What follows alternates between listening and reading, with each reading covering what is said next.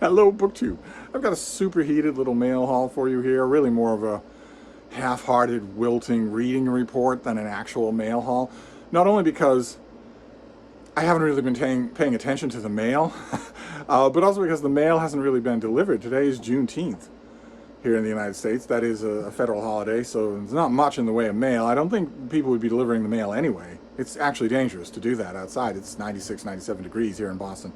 Second day of an actual heat wave, which I have these neat little AC units, one in the little book room and one by the fainting couch. They make a tiny bubble of livability. Even as small as the little book room is, that bubble does not extend to the whole of the room. They're not powerful devices. I intentionally got them that way. I got the weakest ones I could find.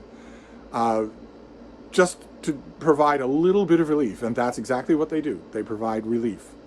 They provide an atmosphere where if I am sitting back on a pile of pillows on the bed here in the little book room, I'm not going to look over and see my little dog just panting because she's hot, just sitting there hot.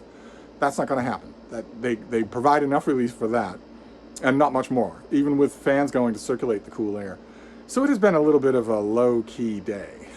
just a bit of a low-key day. And I expect that it will be. This is supposed to go barrel right on tomorrow, 96, 97 degrees tomorrow, and maybe alleviate a bit after that. It looks like there's a massive system that could bring a lot of rain and cut the temperature and maybe cut the humidity. We'll see. But in the meantime, I have, oh my, it's pathetic. I have very little in the way of reading to report. I felt like doing all the BookTube events. Dune in June, June on the Range, Book Trek, Summer of Trek. I felt like doing all of them. Until I didn't. Until I realized that walking around here at Hyde Cottage is a little bit blah. Once you leave the protective bubble of the AC unit, it's actually sultry. And outside, oh my, no, there's just no way. The ground itself, the concrete itself is superheated on my little bean's feet. So there's very much the feeling of just sort of a combination of hunkering down and relaxing. And I have been doing that with my reading. I dug into Alaska by James Michener, and I also dug into Edgar Rice Burroughs, who is classic science fiction reading for me. So this was a self-evident thing to grab. And Michener too. I recently reread Texas, and that had me in the mood for Michener, and I don't think it's any coincidence that I grabbed for Alaska when it was almost 100 degrees here. I shudder to think what July and August are going to be like if we're getting a heat wave like this in June. I guess there's a chance that this is an anomaly, and that we'll be looking back in July and August and saying, boy, remember that heat wave in June? But I doubt it. I think that the alternative is far more likely, which is this only for a solid 2 weeks, which would be unthinkable. But I also have a package. It's not just a couple of old favorites that I'm revisiting. It's a package. We have one package that we can do for this mail haul here in the little book room, because I don't think I could film anywhere else here at Hyde Cottage. I think the Bean and I would both be exhausted if I filmed anywhere else. So, okay, and I have to completely destroy this package in order to open it for a book that could have been put in a manila envelope. That's incredible. I have to completely destroy the package to open it. But it's open now, so let's see what our one book is. Oh, okay, we've already seen this. This is the finished copy.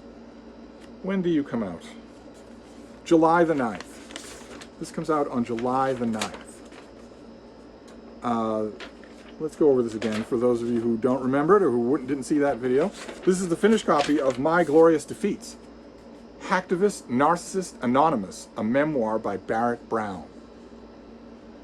After a series of escapades both online and off that brought him in and out of 4chan forums, the halls of power, heroin addiction, and federal prison, Barrett Brown is a free man.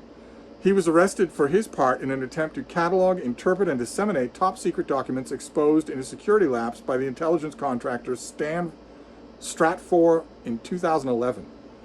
An influential journalist who is also active in the hacktivist collective Anonymous, Brown recounts exploits from a life shaped by an often self-destructive drive to speak truth to power, which is, I guess, what we're calling terrorism and counterintelligence.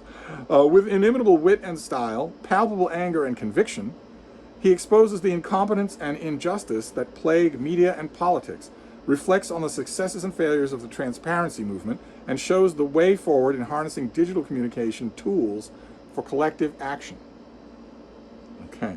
If Barrett Brown believes in any form of collective action, I am the czar of all the Russias.